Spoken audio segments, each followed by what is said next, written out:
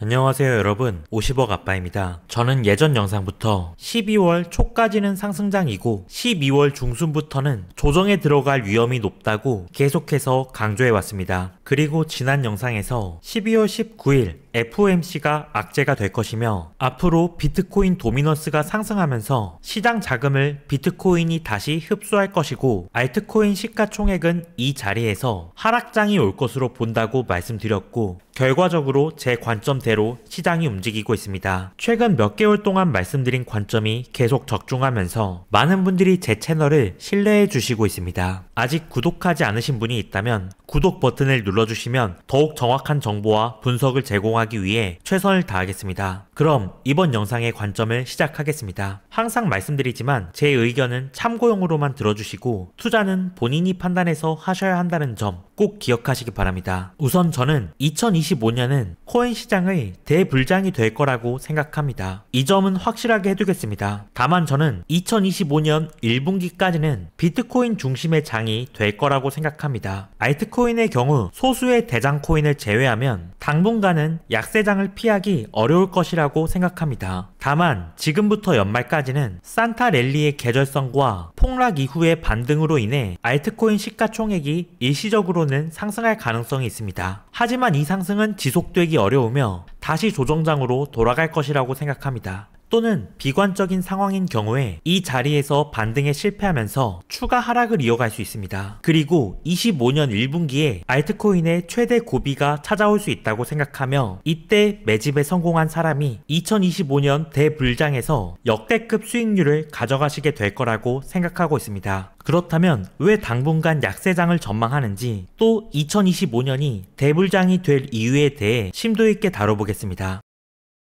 먼저 이 차트를 보시겠습니다. 주황색 선은 미국의 기준금리, 파란색 선은 2년물 미국 국채금리입니다. 채권금리는 채권시장에서 결정되는 금리로 그 중에서도 2년물 금리는 연준이 기준금리를 결정하기 전에 시장에서 해당 방향을 예측하여 먼저 움직이는 성질이 있습니다. 최근 차트를 보시면 2년물 국채금리와 기준금리가 맞닿으면서 금리가 일치하는 현상이 일어난 사실을 알 수 있습니다. 이 말의 의미는 채권시장이 더 이상 연준의 금리 인하에 대해 기대를 하지 않으며 내년에 추가적인 금리 인하가 없을 수 있다고 믿고 있음을 나타냅니다. 연준이 9월에 발표했던 금리 전망을 보면 2025년에 금리 인하가 4번 있을 것이라고 전망했습니다. 그러나 12월 19일 발표한 금리 전망을 보면 연준은 2025년 말까지 2차례의 금리 인하가 있을 것으로 전망을 수정했으며 채권시장은 이조차도 믿지 않고 2025년에 금리 인하가 없을 수 있다고 전망하는 것입니다. 시장 전망이 매우 비관적으로 변했기 때문에 당분간 시장에 하방 압력을 가하는 강력한 동인이 될 것이라고 생각합니다. 좀 더 균형적으로 보기 위해 연방 금리 선물 시장의 데이터를 보면 2025년에 금리 인하가 없을 것이라고 보는 확률과 한 번 인하될 것이라고 보는 확률이 합해서 50.1%, 2번 이상 인하할 확률을 49.9%로 보고 있는데 이 또한 연준의 점도표 전망을 시장은 다소 매파적으로 전망하는 것입니다. 특히 연준 위원들은 2025년에 인플레이션이 예상보다 심각하게 높아질 것으로 전망했는데 코어 PCE 인플레이션의 상승 위험을 보고한 위원의 수가 9월 FOMC에서는 3명이었던 반면에 12월 FOMC에서는 15명으로 증가했습니다. 이것은 FOMC 역사상 위원들의 전망이 가장 큰 폭으로 한 번에 바뀐 사례이며 FOMC 참여자들이 이렇게 명확히 상승 리스크를 강조한 것은 최근 몇 년 동안 거의 없었던 일입니다. 아래 그래프를 보시면 FOMC 참가자들이 보고한 분기별 미국 경제의 성장률을 나타냅니다. 양수는 경제 성장을, 음수는 경제 축소를 나타냅니다. 올해 12월 데이터를 보면 12%의 성장으로 경제의 급격한 성장세를 나타냅니다. 이것은 FOMC에서 경제의 회복이 가속화되고 있는 중으로 보고 있다는 것입니다. 경제 성장률이 강하게 회복되었다는 것은 인플레이션에 강한 상승 압력이 작용할 수 있다는 의미입니다. 인플레이션 위험이 높아질수록 높은 금리를 유지해야 하는 필요성을 뒷받침합니다. 연준의 경제 전망 요약을 보면 보면 25년의 PCE 물가 전망치가 9월에는 2.1에서 2.2%에서 12월 발표에서 2.5%로 0.4%가 대폭 상향되었습니다. 여기서 유추되는 것은 장기물 채권 금리에 상방 압력이 작용할 것이라는 점입니다. 저는 지난 영상에서 장기 국채 금리의 상승이 예상되며 이로 인해 코인 시장에 하방 압력이 있을 것이라고 말씀드렸습니다. 영상 이후에 10년물 국채 금리는 4.3%에서 4.6%까지 상승했다가 현재는 4.5%에 머무르는 상황입니다. 만약 장기 국채 금리가 4.6% 이상 상승하게 되면 코인 시장에는 상당한 추가 부담으로 작용할 수 있습니다. 이거는 위험자산 시장에 상당한 제동을 거는 신호입니다. 현재 코인 시장은 금리 인하 기대가 사라진 리스크를 반영해야 하며 높아진 금리에 적응할 시간이 필요합니다. 이 말은 자산 가격에 당분간 조정이 계속될 수 있다는 것입니다. 이번 FOMC는 연준이 보여줄 수 있는 매파적일 수 있는 수준에서 거의 최대의 매파가 나왔다고 보고 있습니다. 현재 상황은 방어적인 태도를 취해야 할 때라고 생각합니다. 게다가 12월 19일 발표된 미국 GDP는 예측치인 2.8%를 무려 0.3% 상회한 3.1%로 발표되면서 미국 경제가 굉장히 강하다는 것을 보여줬습니다. 이 말은 지금 미국 경제에 금리 인하가 그다지 필요하지 않을 수 있다는 의미입니다. S&P 500의 동일 가중지수는 14일 연속 하락하며 역대 최장기간 연속 하락을 기록한 뒤에 오늘 반등하고 있지만 전망이 불투명한 상황이며 중소형주 위주의 러셀 2000 역시 마찬가지의 상황을 이어가는 중입니다. 그리고 이것은 산업금속인 구리의 차트입니다. 구리는 닥터 코퍼라고도 불리는데 글로벌 경제의 건강 상태를 진단하는 선행지표 역할을 하기 때문입니다. 최근 중국 경제의 회복 지연과 글로벌 경제 성장 둔화로 인하여 구리 가격이 하락하고 있는데 시장 참여자들의 매도세가 뚜렷한 상황입니다. 이 말은 글로벌 경제의 좋지 못한 상황을 구리가 일부 보여주고 있다고 할 수 있으며 글로벌 통화 공급량 차트를 보면 최근의 하락세가 뚜렷한 상황입니다. 전 세계가 금리 인하 기조에 있지만 M2가 계속 하락하는 정황은 글로벌 금리 인하에도 불구하고 유동성 공급이 충분히 이루어지지 않고 있다는 의미로 볼 수 있고 반복해서 얘기하는 거지만 코인 시장은 정치적인 호재로 인해서 엄청난 유동성의 신규 진입으로 엄청난 상승을 해왔습니다. 그리고 이런 코인 시장의 유동성 유입을 일부 엿볼 수 있는 방법이 거래소에 유입된 스테이블 코인의 양을 통해서 확인할 수 있다고 말씀을 드렸습니다. 그리고 저는 이 지표가 상승 추세를 벗어나고 꺾이기 시작하면 조정의 신호일 수 있다고 계속 강조를 드렸는데요. 이 수치가 한번 꺾인 이후로 반등하지 못하면서 연속 하락하는 추세를 보여주고 있습니다. 돈이 들어와야 시장에 신규 매수가 일어나기 때문에 이 수치가 추세를 돌려주면서 다시 상승세로 돌아서기 전에는 섣불리 다시 상승장으로 바뀔 것이라고 속단하는 것은 이를 수 있다는 생각입니다. 또한 보시는 차트는 테더 도미넌스 차트로 스테이블 코인 대장인 USDT가 시장에서 차지하는 점유율을 보여주는데 테더 도미넌스가 하락하면 시장의 매수 압력이 강하다고 볼 수 있고 반대로 테더 도미넌스가 상승하는 상황은 수익 실현 압력이 강한 상황이라고 볼 수 있습니다. 최근에 테더 도미넌스는 2018년부터 만들어온 지지선 밑으로 하방 이탈이 나왔다가 다시 반등하기 시작한 상황이 확인되는데 이 지지선은 매우 견고한 지지선이며 지지를 받고 난 이후에는 항상 도미넌스의 상승이 있었습니다. 그리고 가장 중요한 것은 알트코인 시가총액과 테더 도미넌스를 겹쳐서 보면 분홍색 선이 알트코인 시가총액인데 이 둘은 반비례 관계라는 사실을 확인할 수 있으며 테더 도미넌스가 상승하면 알트코인 시가총액은 하락했다는 사실을 알 수 있습니다. 그렇다면 테더 도미넌스가 지지선 부근이라는 것은 앞으로 상승 확률이 높다는 것이고 이것은 코인 가격에는 부정적으로 작용할 수 있다는 점으로 차트상 상당히 좋지 않은 모습으로 볼 수 있습니다. 그리고 19일에 일본은행의 금리 동결 발표가 있었습니다. 동결 발표 직후 시장이 일시적으로나마 반등 모멘텀을 보여주면서 호재로 받아들이는 모습을 확인할 수 있었습니다. 시장의 관심은 다시 1월에 일본이 금리를 인상할 것인가 동결할 것인가로 넘어갔다고 볼 수 있는데요. 저는 일본이 1월에도 금리를 동결할 것이라고 생각하고 당분간 일본의 움직임은 큰 문제가 되지 않을 것으로 생각 중입니다. 왜냐하면 일본은행 총재 우에다 가즈오의 기자회견에서 이번에 일본이 금리를 동결한 이유에 대해서 설명했는데, 첫째로는 1월 20일부터 시작될 트럼프 행정부의 관세 및 재정정책과 같은 요인이 일본 경제에 큰 파장을 미칠 수 있기 때문이며, 둘째로는 25년 3월에 일본의 금리 상승 추세에 대하여 추가로 확인할 필요를 언급했다는 점입니다. 그런데 임금에 대한 구체적 정보는 3월 이후에나 확인이 가능하며, 트럼프 정부와 관련된 불확실성 역시도 1월까지 해결될 가능성이 없기 때문에 적어도 일본은 1월 달에도 금리 인상 조치를 결정하는 것이 어려울 것이라는 점입니다. 그래서 일본 관련된 리스크는 단기적으로는 확실히 감소한 상황이라고 볼 수 있습니다. 그렇다면 조정장은 언제 끝나고 알트코인 불장 사이클은 언제 다시 시작될 수 있을까요? 미국이 이번 FOMC에서 금리 전망을 대폭 상향 수정한 이유는 트럼프가 전 세계를 상대로 엄포를 놓고 있는 관세와 재정정책 등으로 인한 불확실성의 원인을 꼽을 수 있습니다. 이미 많이 소개드렸지만 트럼프는 관세맨이라고 불릴 정도로 트럼프 본인 사전에서 가장 아름다운 단어가 관세라고 발언을 하기도 했으며, 취임과 동시에 모든 국가를 상대로 10에서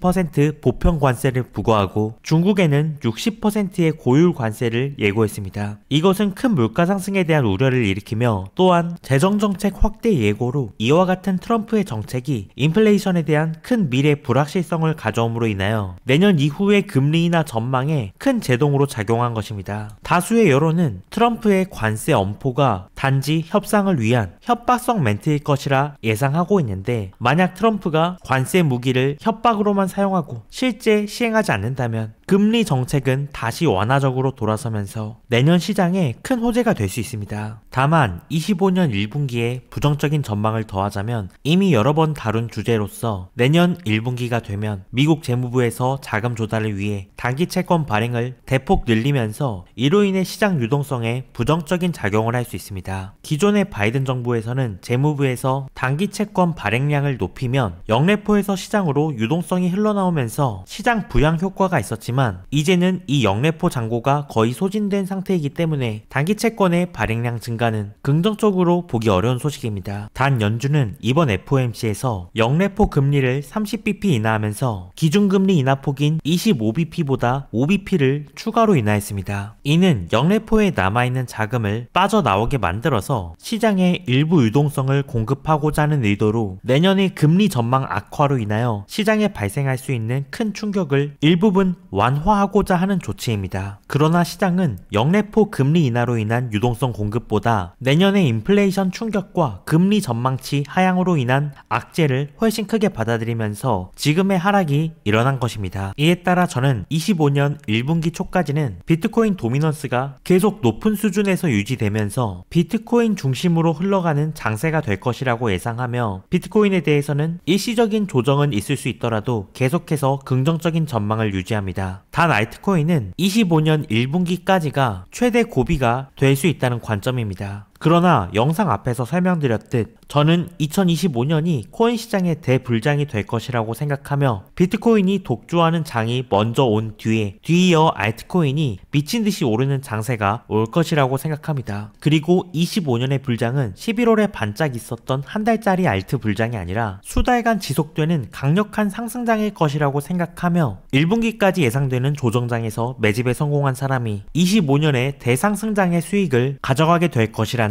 관점입니다.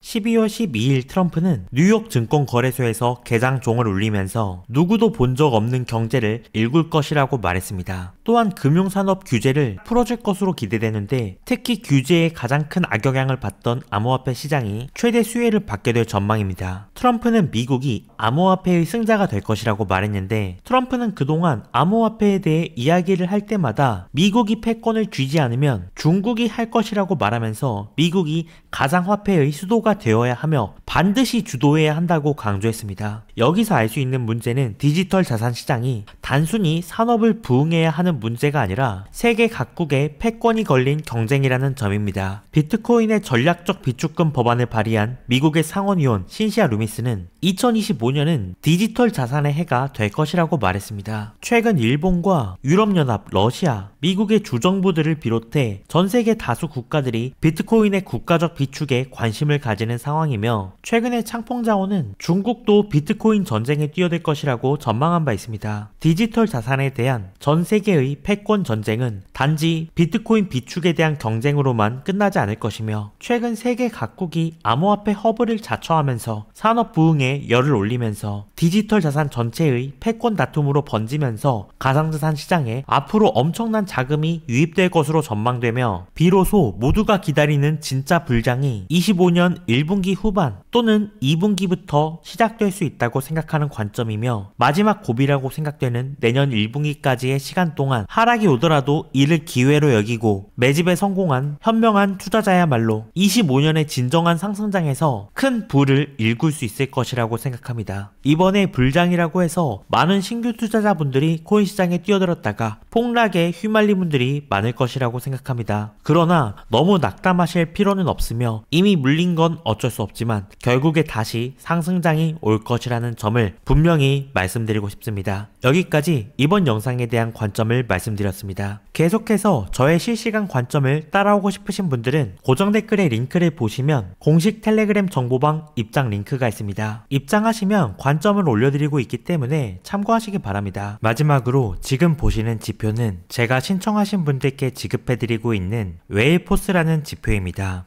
조정장에서 큰 하락이 왔을 때 언제 매수를 받아야 하는지 고민이신 분들이 많으실 겁니다. 웨이포스는 대규모 주문 데이터를 기반으로 고래들의 매집 활동을 감지하여 차트에 황금 다이아몬드로 고래 표식을 남겨주는 지표입니다. 예시로 최근에 업비트에서 급등한 UX 링크를 보면 하락이 올 때마다 저점에 황금 고래 표식이 나타났습니다. 그리고 고래 매집 신호 이후 반등이 성공적으로 이루어졌습니다. 그리고 12월 11일에 시장에 대규모 조정이 발생했을 때도 여러 알트코인들의 저점을 일제히 잡는 데 성공했고 매집 표식 이후에 대부분의 코인이 반등에 성공한 모습도 확인할 수 있었습니다. 데이터에 근거한 신호를 표시하기 때문에 정확도가 높고 특히 시장 흐름에 익숙하지 않은 초보자분들에게는 무엇보다 큰 도움이 되실 수 있다고 생각합니다. 이 지표는 구독자분들을 위해 특별히 제작한 것이므로 사용하실 분들은 고정 댓글에 웨이포스 지표를 신청하는 링크를 달아두겠습니다. 여기서 신청을 해주시면 됩니다. 이번 영상도 여러분에게 도움이 되시기를 바라며 더 좋은 영상으로 돌아오겠습니다. 감사합니다.